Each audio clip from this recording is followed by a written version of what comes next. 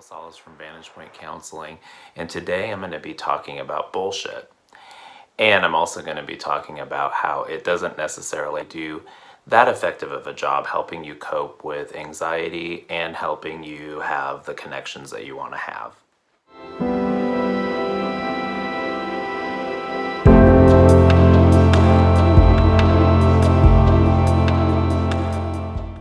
Before I get into this video, I want to be sure to give credit where credit's due. Dr. Brene Brown has discussed bullshit and how it can impact connection and impact our ability to be vulnerable. And so some of this information may overlap with hers, but and at the same time, this is my take on it, and so it'll be a little different as well. Anytime we're dealing with a crisis or anything complex in our lives, or we're faced with a really stressful situation, it's usually pretty complex. And a lot of times our logical brain will try to put some really complex issues in more limited categories. So it can be either this or it can be that, or either or.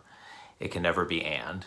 And when we think about things in such a limited way, it can create a lot of division and a lot of separation. In our personal lives, that ends up meaning that people who are close to us can end up moving farther and farther away from us if they just so happen to have a different perspective that ends up on the other side of the topic at hand. In our society, we're surrounded by constant misinformation. We have this really fast-paced way of gathering information now that we never had before.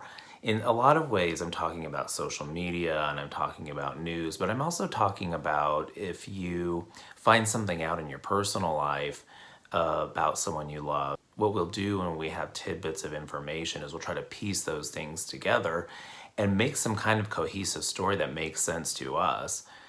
Unfortunately, a lot of times that story it's bullshit. It's not based in fact. And once people walk into that territory where the story has been built, it's really hard for them to let go of this. The primary reason that we use bullshit stories or little tidbits of information is because we're trying to do a couple of things. Sometimes it's that we're trying to cope.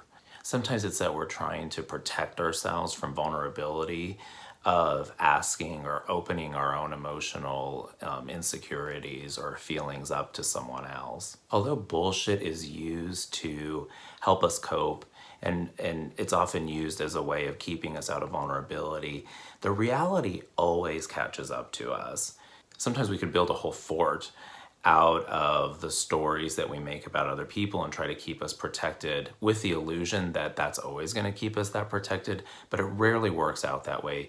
Usually what ends up happening are people have some kind of realization that they're stuck, feeling disconnected, isolated, that their relationships have been negatively impacted, and there are other countless ways that this can really impact us. So there's a real reason why we use this coping strategy. And it's because when we're feeling stressed, we tend to try to quickly categorize things in a really rapid fashion to figure out what we need to do next.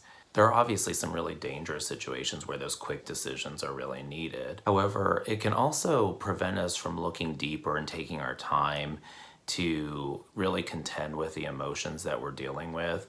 And instead, sometimes what we do is we try to quickly get out of the emotions. We tend to avoid actually talking to other people about it or trying to gather more information. And I'm going to be talking about some ways that we can deal with some of that so that it doesn't break down the connections or the relationships that you have. And so it also helps you cope with what's happening around you with authenticity rather than trying to quickly put information together and build a story about it that isn't really going to help you live the kind of life that you want to live. It may give you some temporary short-term comfort, but it's not going to last. And there's also a lot of damage that can come out of it too. So what are some examples of bullshit?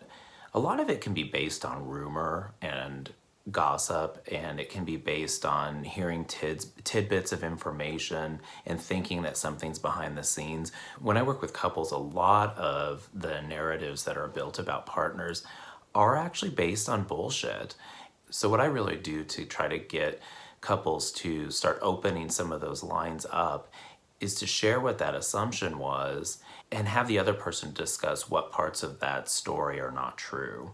And I'll just say the couples who tend to be most successful are the ones who are able to accept that their initial narrative may have been wrong or it may have missed a lot of pieces of information. And again, we really cling stubbornly sometimes to those narratives. And so sometimes it really takes people a long time to let go of what they've already assumed about the other person or assume that the other person's intentions were. Something that we have to start doing in our lives is talking to people who are outside of our echo chambers, who have different opinions, but we also have to do that with boundary. And so I always encourage people to identify how they're going to talk to people when they're talking to people on any tense particular topic, whether it's controversial in a really broad way or it's controversial just in your home. It's really important to learn how to tolerate perspectives that are different than yours and recognize that people's stories are different than yours. And that's true even when it involves you. And that also means that things are going to get uncomfortable. When things start getting uncomfortable, we tend to resort to some really crummy tactics like insulting people's intelligence, labeling people, and using judgment as a weapon. This ends up really constraining us. It constrains our relationships. It puts strain on our relationships.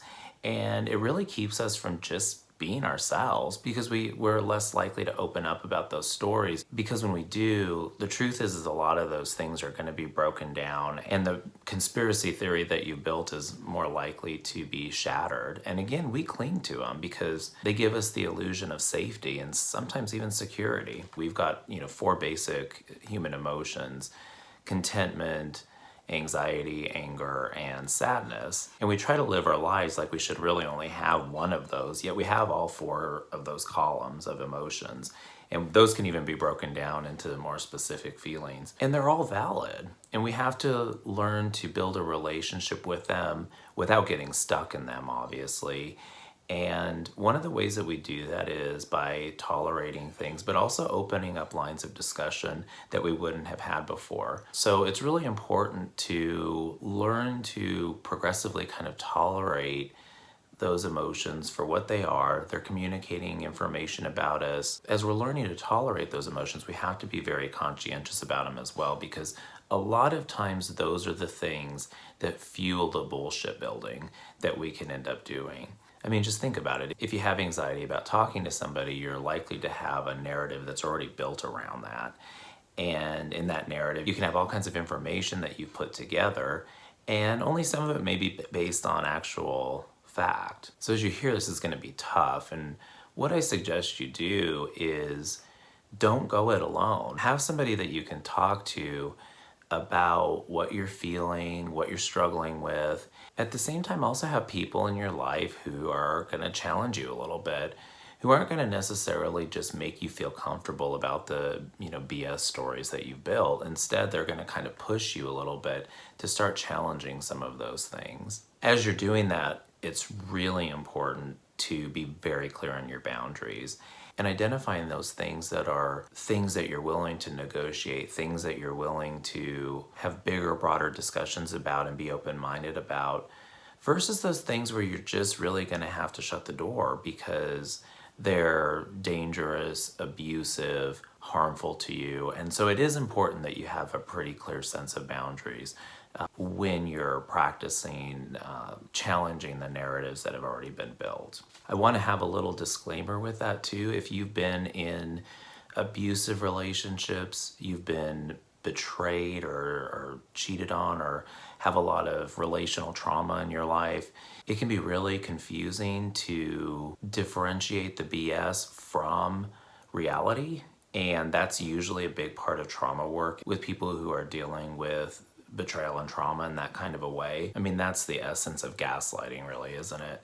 So I really encourage people to be very conscientious. A lot of times, probably, it's a pretty good idea to have a therapist on board where you can kind of process things and build that relationship with somebody who you really trust and who you can talk to openly about whether or not you're questioning yourself too much. And that therapist can also help you firm those lines up in your life. What I recommend is when you are in those situations where you're throwing a lot of judgment at a situation without a lot of fact, that you do a couple of things. One thing I recommend is slowing down and asking yourself, what other possibilities are there? Are there other possibilities in this that I have not yet considered? And usually there are things that you'll find that you could ask other people about, that you could research on your own, or that you could ask the other person about if it's a personal issue that you're having with someone else. Finally, the last thing that I would do is really look to understand what your feelings mean to you. If you're having a feeling of anxiety, a lot of times that will mean that something's going on in your life. If you're having a feeling of anger, it may mean that somebody's pushing on your boundaries.